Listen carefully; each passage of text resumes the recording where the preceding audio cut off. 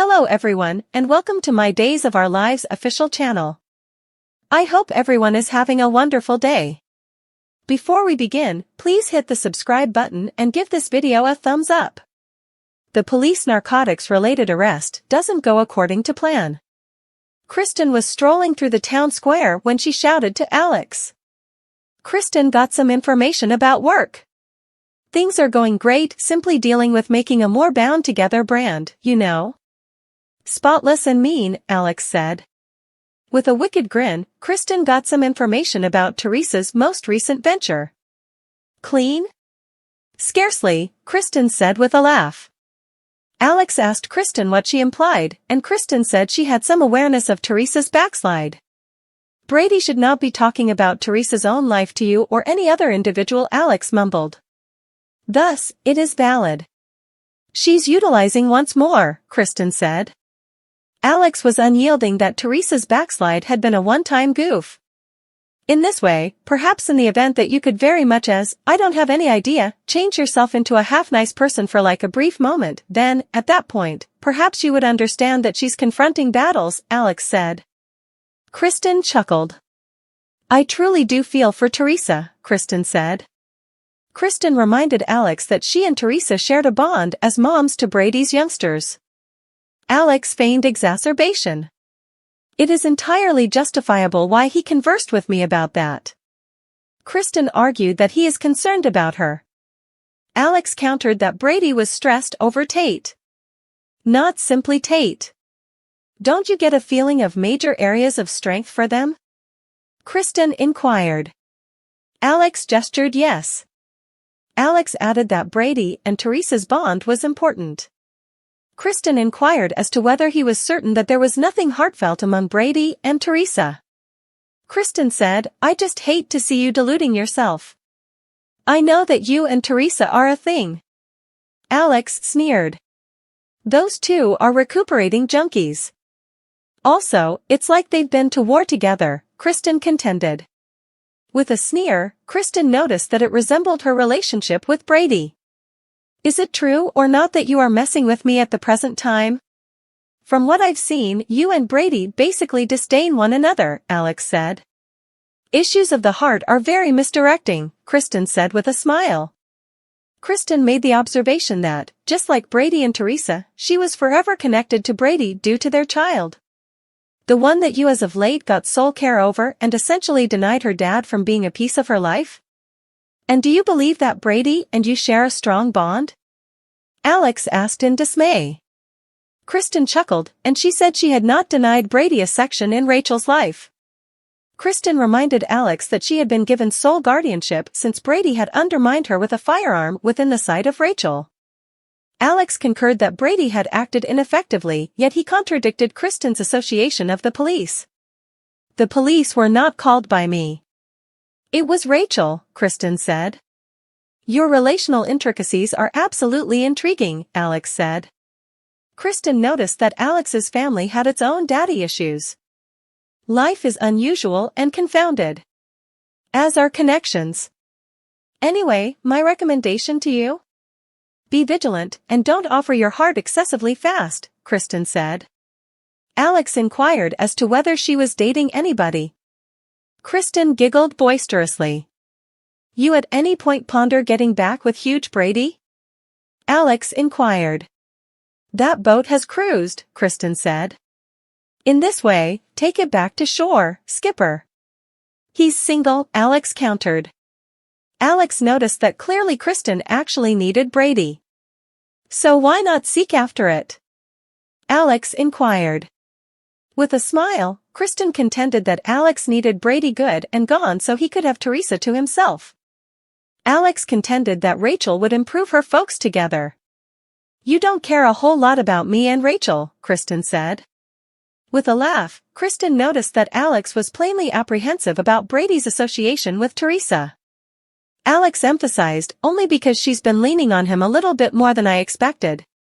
Co-junkies to codependency, Kristen said. Kristen added that the pressure of Tate's capture and recovery was additionally holding Brady and Teresa. It resembles two little magnets getting drawn together every time I pivot, Alex griped. Kristen encouraged Alex to divert Brady's consideration for Alex's relationship. "I want to help you," Kristen said. Kristen proposed that she would draw nearer to Brady. Kristen stated, "We must maintain communication with one another." Alex found out if they ought to spy and chatter about Teresa and Brady. "How about we consider it intel? All in all, the last thing that both of us needs is for them to get together," Kristen said.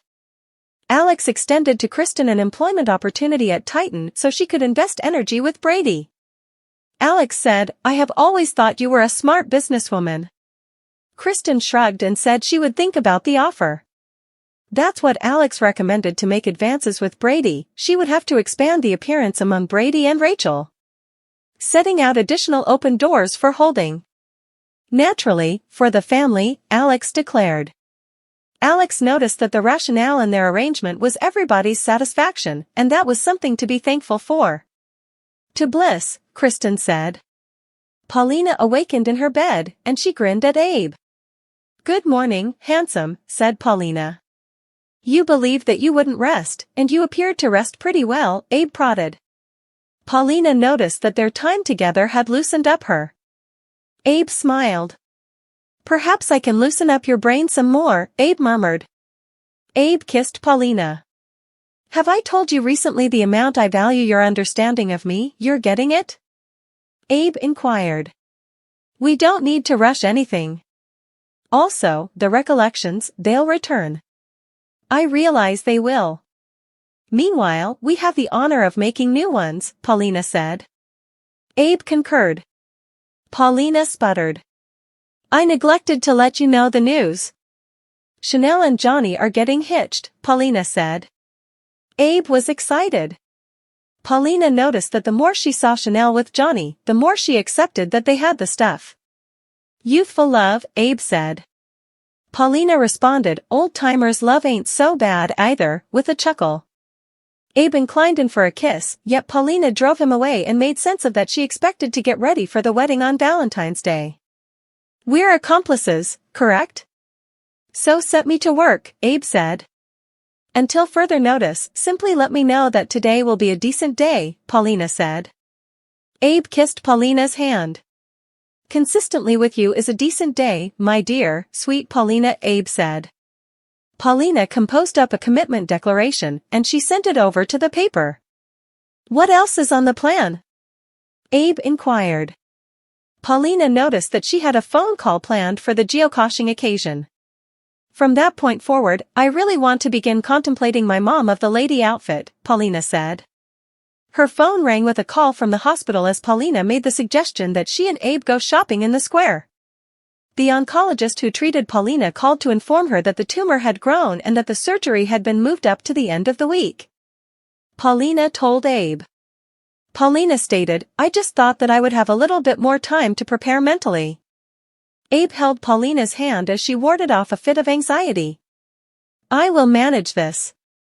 I realize despite the fact that I'm frightened, assuming you have very much familiarity with me, you know I won't allow my trepidation to defeat me," Paulina said. Paulina grinned at Abe. "You have me. Also, we will go through this together. We are a group, recollect?" Abe said. Paulina's terrified breathing eased back. In jail, Clyde's secret wireless rang with a call. "Man, what's the matter?" "That was not your choice to make," Clyde protested. After Clyde finished the call, he mumbled to himself about the simpletons that worked for himself and how they would be upset for what they had done.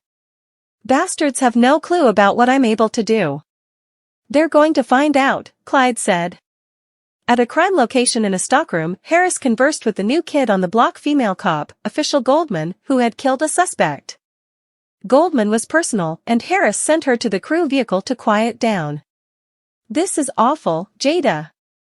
Genuinely terrible," Harris said. "In any case, this was a decent failure, right?" Jada inquired. Harris said that the bust was great, but they had to keep the dealer alive to get network information.